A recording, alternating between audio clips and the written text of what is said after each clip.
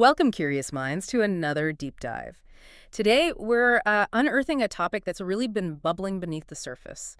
In public health talks, tobacco alternatives, Snus. You might have seen it mentioned, maybe heard some whispers, or even just wondered, what is that? And that's exactly what we're here to do today. We want to clarify the facts around snus, specifically Swedish snus, and also its newer cousin, nicotine pouches. Mhm. We'll explore what these things actually are, how they work, and really importantly, their impact in the real world, especially when you, well, put them side by side with traditional smoking. Right. And we've gathered quite a stack of sources for this deep dive. We're looking at everything from its surprising history to the science, comparing it to smoking, and the legal side of things, too, which is complicated. By the end of this, you'll have a much clearer picture, not just of SNUS itself, but why it plays such a pivotal and, let's be honest, often debated role in public health globally. Okay, let's dig in. So when someone first comes across SNUS, I think the immediate thing is, what exactly is this stuff? Can you give us that basic definition? Yeah, absolutely. So snus, and it's pronounced snus, is basically a moist, smokeless tobacco product. It originated in Sweden quite a while ago. Users just take a small bit of it, a portion, and place it under their upper lip. The nicotine then gets absorbed through the lining of your mouth, the oral mucosa. And what jumps out immediately about that method is what it doesn't involve, right? No fire, no smoke. That's just fundamentally different from a cigarette. Precisely. No combustion at all, so no smoke to inhale or exhale for that matter. And a really big point of appeal for many, especially if you compare it to other oral tobaccos like, say, chewing tobacco or dip, is that it's totally spit-free. That's pretty unique. Where did this distinct product actually come from? What's the origin story? Well, its roots go back, way back to the 18th century. It actually evolved from dry nasal snuff. Swedish farmers, laborers, they adapted it for oral use. It was just a convenient way to use tobacco while they were working, you know. And by the 1800s, it wasn't just some niche thing. It was like deeply woven into Swedish culture, a real staple in workplaces, daily life. It became the go-to smoke-free option for a lot of people.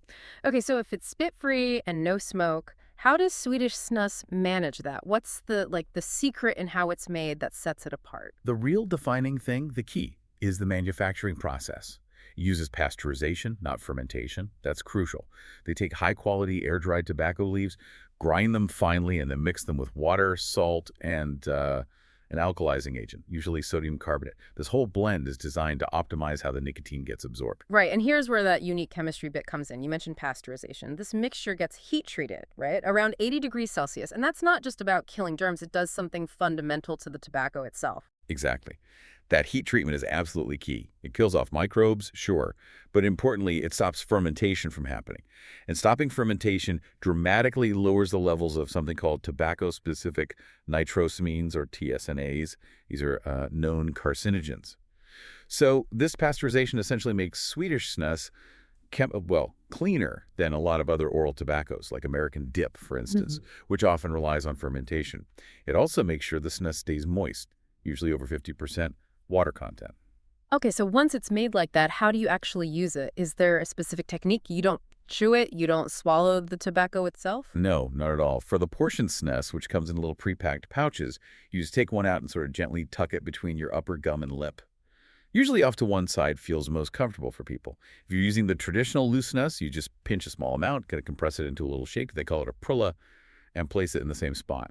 And a big point for convenience and maybe discretion, too, is you don't chew it. And crucially, no need to spit. The juices that come off it, you can actually swallow those safely. That's right. The nicotine and the flavors, they just gradually release as your mouth naturally moistens the portion. You can keep it in for, well, anywhere from maybe 15 minutes up to an hour, depending on the product and your preference. And lots of snus cans these days even have this handy little built-in compartment right in the lid. It's for used portions.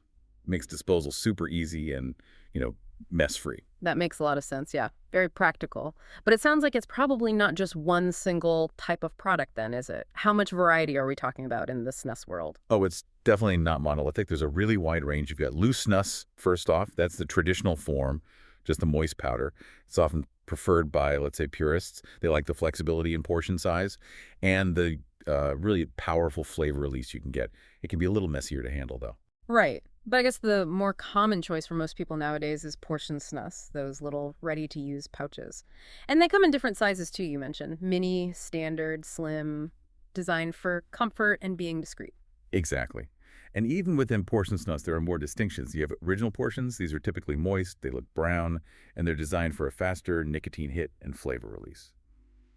Then you have white portions. These feel drier on the outside, they look lighter in color, and they generally give you a slower, maybe more sustained experience with less drip. Okay, speaking of the experience, let's talk about the kick. How strong can this stuff get? What's the range of nicotine strength? It varies a lot. You can find what they call normal strength, maybe around 4 to 8 milligrams per portion. Yeah. Then you step up to strong, maybe 9 to 15 milligrams. And then you get into extra strong or ultra strong, which can push well over, say, 16, even up to 30 plus milligrams per portion. Some brands, like Siberia, is famously known for this, claim strengths around like 43 milligrams per gram. Yeah. So yeah, extremely potent options exist. It really covers a huge spectrum. Wow, okay, 43 milligrams. That sounds intense. So beyond the nicotine, what about the taste? Is it all just, straight tobacco flavor? Not at all. While the base is tobacco, traditional Swedish snus often has this classic bergamot flavor, kind of like Earl Grey tea or maybe citrus. It gives it a robust, earthy taste, but with a zesty note. But the market's just exploded with flavors now. Mint and menthol are hugely popular. Licorice is a classic, too. And then you find a massive array of fruit flavors, coffee, even things like whiskey infusions. For beginners, usually mint or maybe a milder fruit flavor is a good starting point. And just so people have some names if they're curious, we're talking about big Swedish brands, right? Like General, Göteborgs Rapé, A10, Scruff, Odin's, and yeah, that Siberia one you mentioned. Right. And it's also really important to make a distinction here between authentic Swedish snus and what used to be marketed, especially in the U.S., as American snus. Mm. The American versions tended to be, well, sweeter, lower in moisture, lower pH, usually less nicotine kick, and potentially higher levels of those TSNA, as we talked about, compared to the Swedish stuff, which is really rigorously quality controlled. Yeah. If you want the genuine article, the authentic experience, imported Swedish brands are really considered the gold standard. Okay, that makes sense. Now let's pivot slightly to something that looks, well, incredibly similar to snus, but has one really key difference: nicotine pouches. Are they just snus without the tobacco mess? Or is it more complicated? It's a really critical distinction, actually. People often call them tobacco-free snusses or all-white snus, and you can see why they look similar. Mm. But nicotine pouches contain zero tobacco leaf, none at all. Instead, they use plant fibers, things like cellulose, as a base. And that base is then infused with nicotine, either extracted from tobacco or sometimes synthetic nicotine plus flavorings. So the fundamental difference is truly the complete absence of tobacco leaf material. Okay. And how does that affect the user experience then? Well, they're usually drier than traditional snus portions. That typically means the nicotine release is a bit slower, maybe more subtle. The flavors also tend to be, let's say, cleaner, often sweeter too, because there's no underlying tobacco taste to mask or complement. And a big plus for many users is they generally don't stain your teeth, and they also tend to have a longer shelf life. Popular brands you might see around are things like Velo, ZYN, White Fox, Antimanin, those kinds of names. Gotcha. So if someone wants to avoid tobacco completely, Yeah. but still wants nicotine in that, discrete oral pouch format, nicotine pouches are the obvious choice. But stepping back to snus itself, how does it compare to other common oral tobaccos, things like dip or traditional chewing tobacco? Yeah, good question. So unlike snus, traditional chewing tobacco is actual cured leaf. You actively chew it or kind of suck on it, and it almost always requires spitting. That's the key difference. Dipping tobacco, which is sometimes called moist snuff, is usually placed in the lower lip, not the upper, like snus. It's often fermented, remember, not pasteurized like Swedish snus, and again, it requires frequent spitting. So it's really that upper lip placement combined with the pasteurization process that makes snus uniquely spit-free and, well, generally cleaner to use. And sometimes, particularly in Europe, you might hear the term chew bags. What are those? Ah, yes, chew bags. They're essentially portion bags, but they're filled with a coarser cut of tobacco. They were often developed specifically to get around EU snus sales bans by technically classifying them differently based on the cut. Usage is pretty much identical to snus pouches under the lip. No spitting. It's mostly a legal distinction, not really a practical one for the user. And just to be absolutely crystal clear, snus is definitely not the same as dry nasal snuff. That's a completely different product to sniff up your nose. Okay, makes sense. Right, let's get to the question that's probably top of mind for a lot of people listening: the health implications. What does the science actually say about snus use? Is it really safer than smoking, as often claimed? Or does snus itself cause cancer? Yeah, this is the big one, and it's vital we address it head on. First things first, sus contains nicotine, and nicotine is addictive. Let's be clear about that. Using it can definitely lead to dependence, similar to cigarettes. Nicotine also affects your heart rate, your blood pressure. But it's important to understand nicotine itself isn't generally considered a direct cause of cancer or carcinogen. Okay, but the really contentious point, and where the research seems quite compelling, is specifically around cancer risk. What does the evidence actually show there? Well, multiple large-scale studies, particularly out of Sweden, where snus use is high and they have great data, have found no significant link between using Swedish snus and getting oral cancer. In fact, Sweden has some of the lowest rates of oral cancer in all of Europe, despite this high prevalence of snus use, especially among men. The UK Royal College of Physicians looked into this back in 2007. They explicitly noted they found no clearly established causes of premature death from snus use and no obvious increase in oral cancers. And this is largely thought to be because of that pasteurization process we talked about, and critically, the fact that there's no combustion, no burning. Right, so no burning means no inhalation, which takes lung cancer off the table compared to smoking. What about other types of cancer or maybe heart issues? There have been some studies looking into potential links, maybe a slight, sometimes mixed risk suggested for pancreatic or gastrointestinal cancers. But these findings aren't consistently confirmed across all research, and even when suggested, the risk is vastly, vastly smaller than the cancer risks from smoking. As for cardiovascular health, yes, nicotine does temporarily raise your heart rate and blood pressure. So, while very heavy snus use might slightly increase the risk of developing hypertension over time, the evidence overwhelmingly shows this risk is significantly less than the cardiovascular damage caused by smoking. And this led the FDA, the U.S. Food and Drug Administration, to make a pretty powerful statement. They concluded that completely switching from cigarettes to snus puts you at a lower risk of mouth cancer, heart disease, lung cancer, stroke, emphysema, and chronic bronchitis. Wow, that's a really strong statement, especially coming from the FDA. It really highlights that harm reduction angle. What about dental health, though? Is it tough on your teeth or gums? It can have some effects. Traditional snus, over time, can cause some tooth discoloration.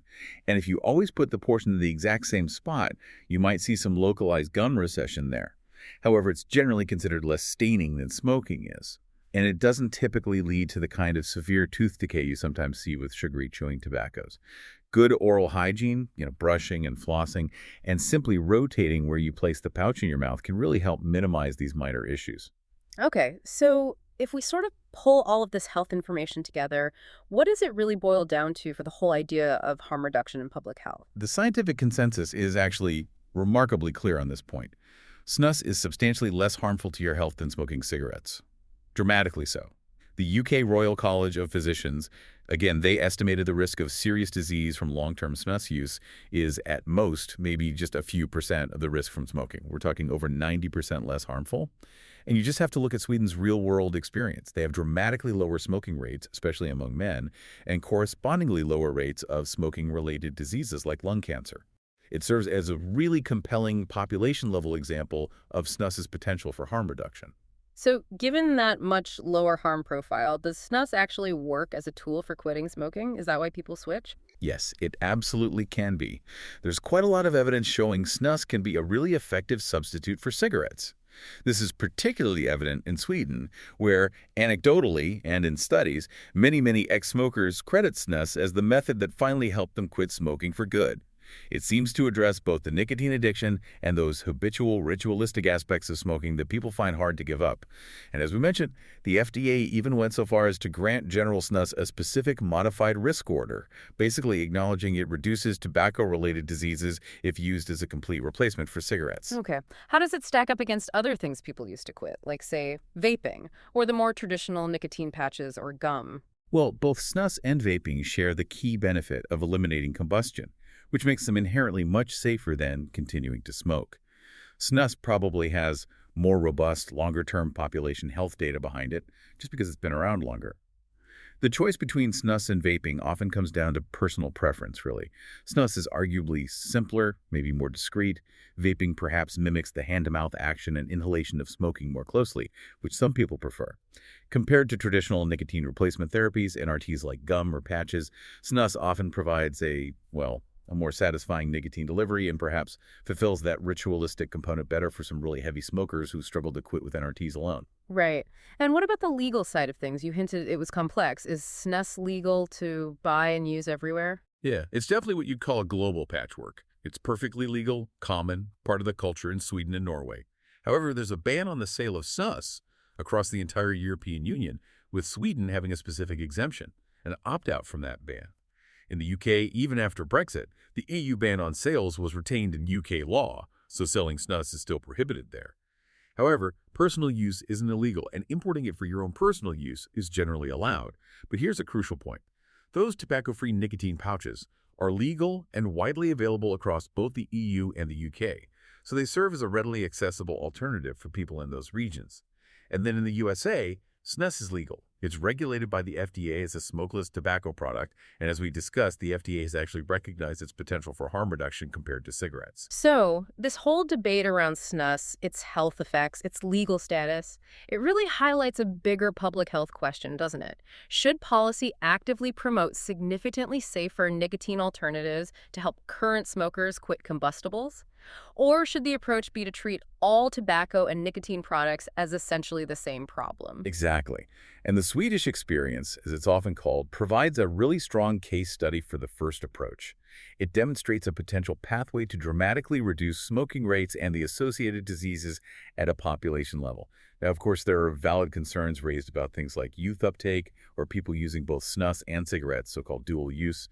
These need careful monitoring and regulation. But based on decades of evidence, the known long-term health profile of snus is undeniably vastly more favorable than that of smoking. For smokers who find it incredibly difficult to quit nicotine altogether using other methods, snus offers a practical, existing, and significantly less harmful way to get off combustible tobacco. This has been incredibly insightful, a real deep dive into the world of snus. We've covered its unique making process, that pasteurization, its spit-free nature, how it's really quite different from other tobacco products, and its significant, if sometimes controversial, role in tobacco harm reduction. Yeah, and I think for you, the listener, the key takeaway really is this. While snus definitely contains addictive nicotine, and it's certainly not risk-free, the scientific consensus is that it represents a dramatically less harmful alternative to smoking cigarettes. It's a really compelling option for smokers who feel unable to quit nicotine entirely. It offers a clear, evidence-based path towards a smoke-free life with significantly reduced health risks compared to continuing smoking. And whether we're talking about the traditional loose stuff, those convenient portion pouches, or the completely tobacco-free nicotine pouches, it's clear there's a wide and still evolving landscape of options out there in this oral nicotine space. Absolutely. And maybe just as we wrap up, here's something to ponder. In this global push for better public health, if a product like snus, which has decades of real-world population data from Sweden demonstrating substantial harm reduction, still faces outright sales bans in many developed regions, well, what does that tell us about our overall approach to addiction, risk, and harm reduction? How might a potentially more nuanced, evidence-based global strategy towards different nicotine products actually reshape public health outcomes for the better? It's certainly food for thought. Indeed it is. Fascinating stuff. We really hope this deep dive has given you a clearer, much more informed perspective on snus. Until next time, keep digging for those nuggets of knowledge.